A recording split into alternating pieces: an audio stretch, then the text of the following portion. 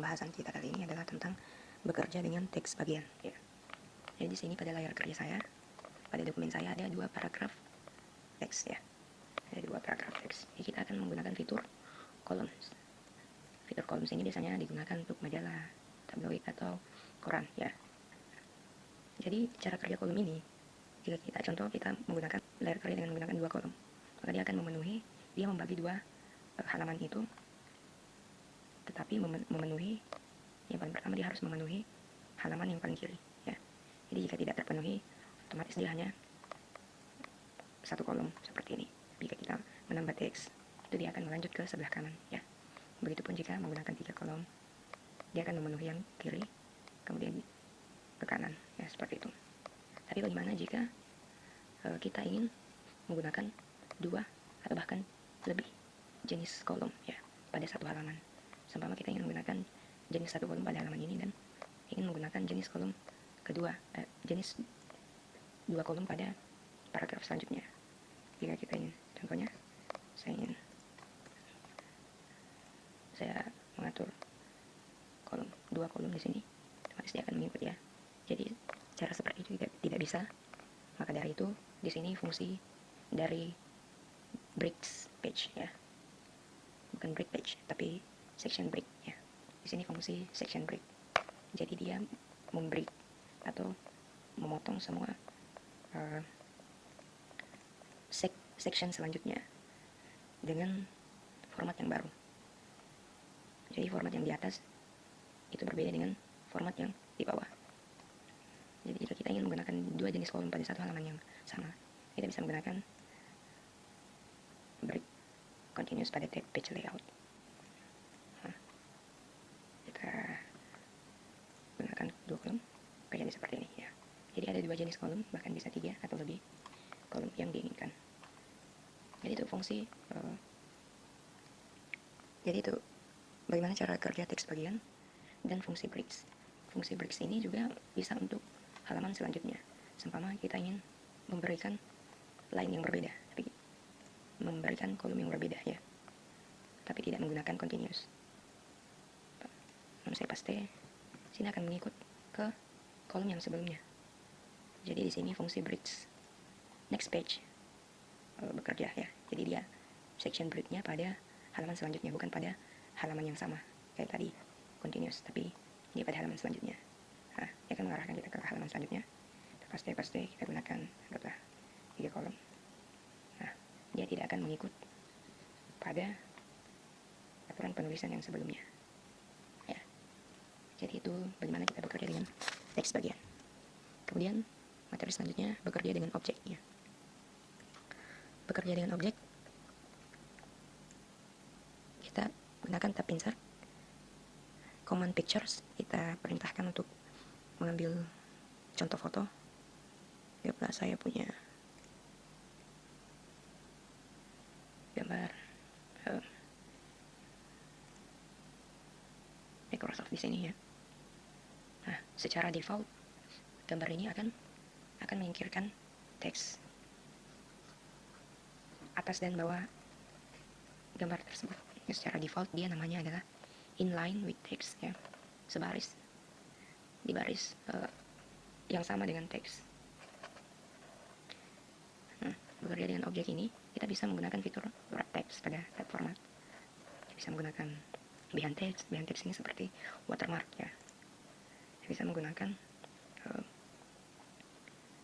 roof itu karena ini seperti tabloid, jadi dia roof ini mengikuti lekuk gambar ya, seperti pada kalau kita geser dia juga akan mengikut. Kemudian kita bisa menggunakan wrap point. Wrap point ini seperti pen tool pada Photoshop. Kita bisa mengatur jarak teks yang ada di sekitarnya semau kita. Jadi seumpama ada juga fitur lain, seumpama kalian ingin menggunakan behind text, biasanya objeknya ini sulit untuk diklik ya, karena dia berada di balik teks. Anda bisa menggunakan fitur select object. Dia akan menyelect objeknya pada teksnya seperti ini ya. Kemudian dipindahkan kemana saja. Kemudian jika ingin mengembalikan, kembalikan lagi ke select all. Ya, seperti itu bekerja dengan teks, bekerja dengan objek.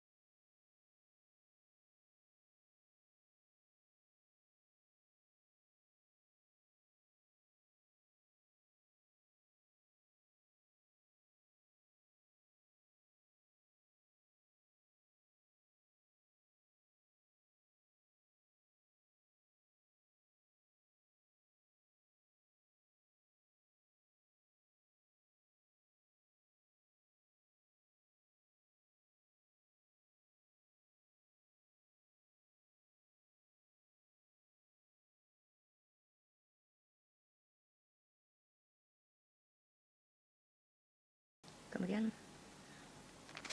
mengatur margin, kemudian pengaturan layout dan paragraf. Ini yang paling sering mahasiswa custom margin. Biasanya paper yang digunakan A4 atau legal. Bisa setting di sini legal. Biasanya untuk mahasiswa Universitas Tembagapura menggunakan aturan 4:3 ya. Jadi atas kiri 4, kanan bawah 3, seperti ini. Ada juga aturan dari kampus lain, itu nah mungkin kalian bertanya kok yang ini tidak mengikut ke aturan 4:4-3-3. Ya karena tadi page-nya sudah di break, jadi ada baiknya kalau semua page-nya kita atur marginnya dulu sebelum kita break ya, karena dia tidak mengikut ke aturan penulisan pada teks sebelumnya. Juga ini dia tidak mengikut ke aturan penulisan pada halaman sebelumnya. Itu 4:4-3-3. Ada juga yang menggunakan 3:4-4.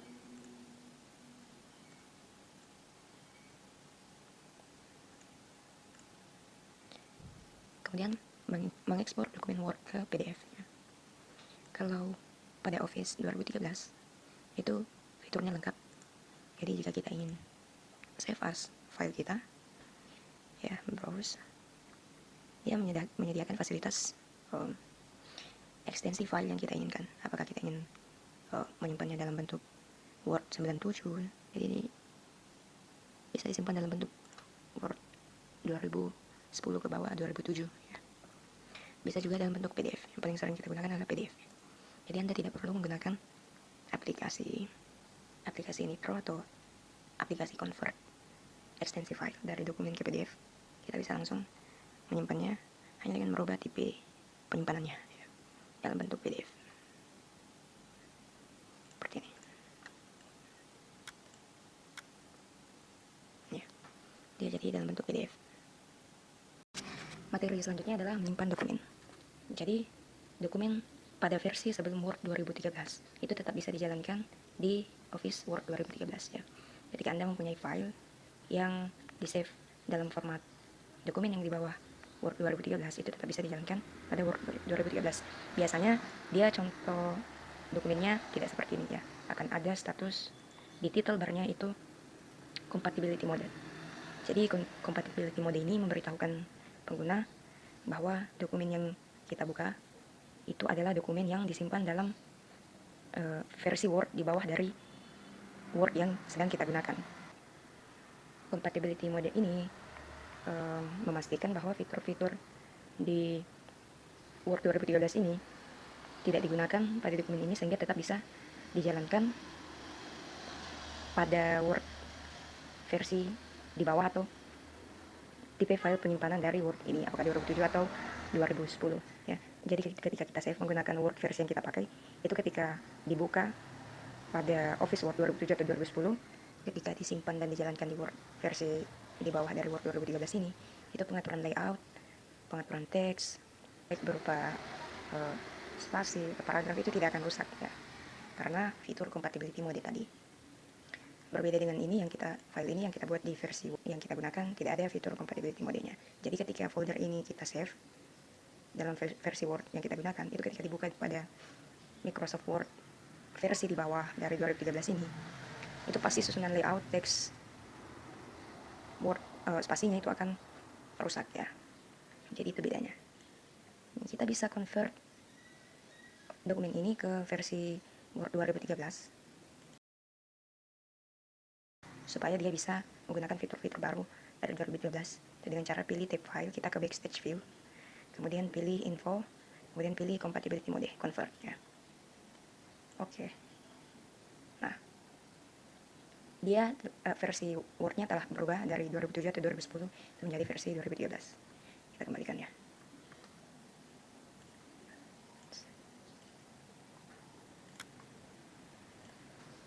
Kemudian bagaimana caranya jika kita ingin menyimpan folder ini? Sama saya punya komputer di kantor dan laptop di sini versi Word-nya berbeda ya. Versi Word di laptop saya 2013 dan versi Word di kantor 2007. Ya, di sini kita belajar bagaimana cara menyimpan file. Jadi kita pilih save as, kita browse tempat penyimpanannya. Kita pilih saja contoh ya. Kita pilih tipe penyimpanannya adalah bukan Word dokumen. Kalau kita save dalam bentuk Word dokumen ini versi 2013. Kalau kita save dalam bentuk tipe file Word 97 atau 2003, jadi file ini bisa dibaca pada versi Word di bawah dari 2013, 2010 atau 2007. Hal ini juga berlaku pada versi Word 2016 ya. Kalau mau menyimpan file untuk dibuka di Word versi di bawah, itu kita gunakan tipe file seperti Word 97 2003. Kita save. Nah, nanti bentuk logonya akan seperti ini. Seperti ini, beda ya bentuk logo Word 2013 dengan bentuk logo yang kita save dalam versi 97 2013 dokumen. Semoga bisa dipahami. Sekian, terima kasih.